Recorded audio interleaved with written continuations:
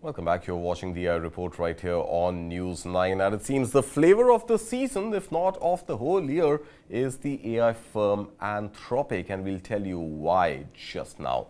Well, Anthropic has been in the news for the right and potentially even the wrong reasons. The right reasons, of course, potentially seen from one point of view, is the kind of disruption that its Claude chatbot caused and the plugins that were offered that disrupted not just business processes as we know them, but also the valuations of IT companies across the world. So that was the big disruption caused by Anthropic earlier this year. Cut to just a few weeks later, Anthropic has publicly accused 3 Chinese AI firms, DeepSeek, Moonshot AI and MiniMax, of orchestrating a coordinated distillation attacks on its flagship model Claude.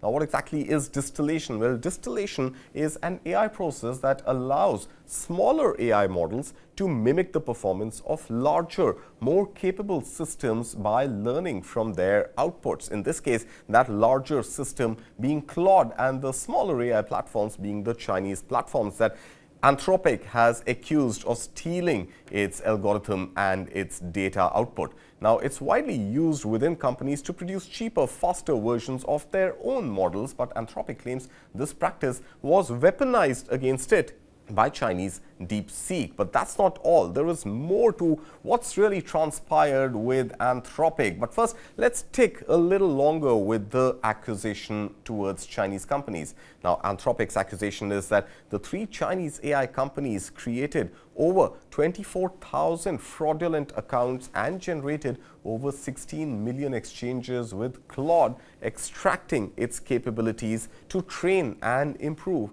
their own AI models. The claims echo similar warnings issued weeks earlier by ChatGPT maker OpenAI, which alleged that Chinese firms were attempting to siphon capabilities from American frontier models. Now, in a letter to US lawmakers, OpenAI stated, and I quote, "Indicative of ongoing attempts by DeepSeek to distill frontier models of OpenAI and other US frontier labs, including through new obfuscated methods." Now, the company had reportedly raised concerns as early as in Jan of 2025, when observers noted striking similarities between DeepSeek's initial model and ChatGPT. Now, both Anthropic and OpenAI are themselves facing legal challenges over how they trained their very own systems. And now, if things were not complicated enough, in came Elon Musk. Musk accused Anthropic of large-scale data theft. Meanwhile, Reuters reported that DeepSeek may have trained its model using NVIDIA's most advanced chip despite US export controls. So a lot going on in the world of Anthropic, but initially, this was agreed and this was assumed to be a story linked to just US versus China. But there's more to the story which has transpired this week, and that comes from this clash between the US Pentagon as well as Anthropic. We'll dive into that as well later on. But first up, we've got Lloyd Matthias to discuss all these developments in the world of AI, especially when it comes to US versus China. Lloyd, thank you so much for your time and for joining us here on the AI Report. Just help us understand first, is China really playing rogue at this moment, or do you think, in your opinion, US is overreacting? Thanks, Karthik. Always good to be on your show. I think this whole issue brings out a complex interplay of technology and ethics. There's no straight answer. Is China playing rogue? I think right now there are various levels of inconsistencies. Clearly, OpenAI and Anthropic have a point when they try and, when they accuse the 3 Chinese AI companies of organizing an orchestrated attack and really trying to get the core of what their AI is all about. And one of the mandatories that you sign on and get into an AI platform is that you will use AI for everything except for building your own AI. And really what they're accusing the Chinese is using years of their research and years of their hard work very easily. So that part, I guess, seems valid. I mean, one could never really. But Lloyd, was the research and was the output ever theirs in the first place to claim? Because Anthropic, like ChatGPT, has also been built on data created over the years, publicly available on the internet. Absolutely. I think, Karthik, that's the key point, is the fact that in a sense, all AI is actually sort of built on learning models that scrape off data from the net without often, or most often, not taking the permission of the guys who own the original data, right? So any publicly available data is what they use to train their models, and that's the basis on which their AI gets smarter over time. So technically, I guess it's a kind of ethical chain, right? What Anthropic and OpenAI are claiming on Chinese models are in effect what they have done with data available from open sources over years, right? So in that sense, it's a value chain of diminishing ethics, if I could call it that. All right, but DeepSeek was in any case built on this simple fundamental of open source data. And if I remember correctly, DeepSeek's competitive advantage really was that the models are learning as the query gets generated, as the prompt gets written. Unlike the large language models used by the likes of ChatGPT and even Anthropic for that matter, which have trained their models over time. So the only difference really happens to be the response time. So now if DeepSeek or any of these other three Chinese firms are using the prompts which are coming in too quickly, look at the internet and look at other AI models, is this fundamentally really a challenge? Because isn't Anthropic or ChatGPT for that matter getting more hits on their own bots and getting them to become smarter with every query that comes from China?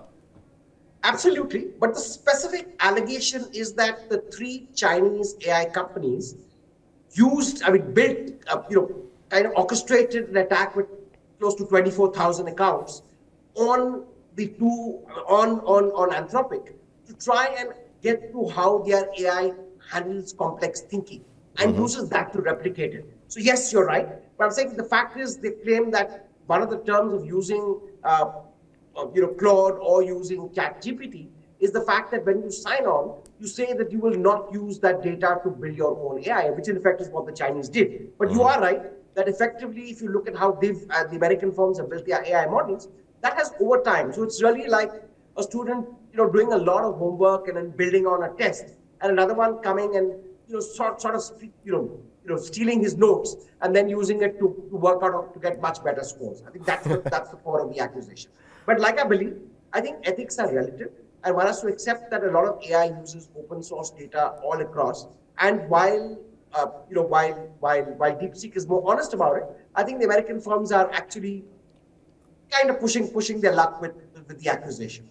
All right, pushing their luck. And I like the example you gave of a student doing the homework, and there's another smarter student, one would argue, who's not reading the entire textbook, just looking at the answer sheet and bettering the responses for his or her own question paper. But Anthropic and Dario Amodei pretty much seem to be, as I started off this segment by saying, the flavor of the season. The kind of news stories that were written on ChatGPT, Sam Altman, about a year, 2 years ago, are the kind of stories being written about the disruption being caused by Anthropic. But while there is disruption, there is also distraction seen alongside, Anthropic's models. First up, of course, was the Claude chatbot and the plugins that pretty much disrupted business processes as we've known them for decades, and even sort of, leading to the tanking of valuations of IT stocks, not just in India, but across the world.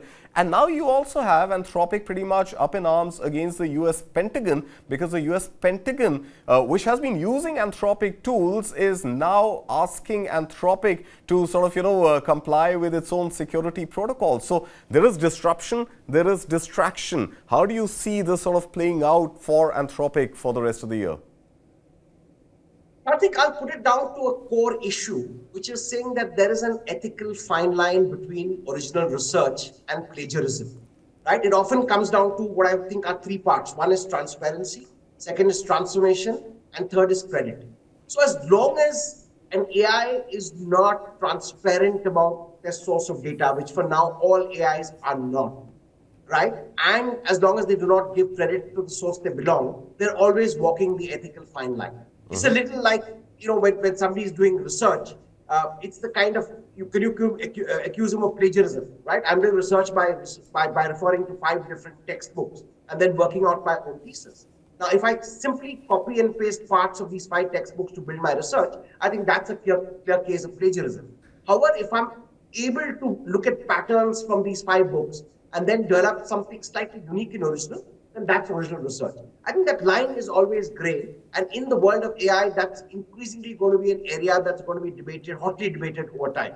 And I think we're reaching that point right now. Because who is to say that all the answers AI gives is not based on open source data, which somebody has spent a whole lifetime working on. Right, but open source data is one part. There is also secret data, and that is where the Pentagon controversy really emerges from, Lloyd. And the Pentagon is already using some of the Anthropic Claude co-work plugins and perhaps other tools as well that one doesn't really know of. But at the same time, really asking Anthropic to let its guard down, and Anthropic pretty much saying in equal measure that perhaps its AI models are not just as yet ready for autonomous, let's say, launch of weapons, something that Pentagon wants to build. Now, you're talking about ethics. At this point, is it also a concern about the larger global good, not just the ethical good, but just where all should and should not AI be used? And in this case, of course, autonomous weapons, which Dario Amodei is not really willing to let the guard down on just as yet. Absolutely. And I think, therefore, some of the guardrails have to come at a regulator level by nations and indeed over time by countries across the world. What's happening is right now the guardrails are being defined by each of these AI owners, right? So each of these owners is defining their own guardrails and saying there are things they won't do. For example, clearly in Claude's accusation and Anthropic's accusation of Chinese, the belief is that we work within certain strict guardrails. So when people make a request for something illegal or unethical, we will not comply. We're not sure if the Chinese AI who are using our data models to train or to kind of distill our models to arrive at much faster results, are they going to follow the same guardrails? I think the same principle applies to the accusation Pentagon is making on Claude, which is effectively saying that we are here for a larger sovereign defense purpose, and therefore we need your guards down. We need to know the exact source. And I think the same point is what Claude is holding on to when Amodei says that I will not be open to being transparent because obviously the Pentagon is going to use it for issues of war. So I think the issue therefore is about common knowledge and unique insights. When an AI develops unique insights basis common knowledge, then that can be partially proprietary. But always saying that common knowledge is available to everyone and keeping everything open is going to be hotly debated over time. Because that's the question of how much of research is really going to be original, how much of it is going to be out there for the public good. All right. Well, no clear answers. Of course, a lot of guardrails need to be built. Who's going to build them? Who's going to abide by them? I think these are questions that we'll continue to mull over on the AI report. But for today, Lloyd Matthias, thank you so much for your time. As always, pleasure having you here with us on News 9. Thank you, Karthik.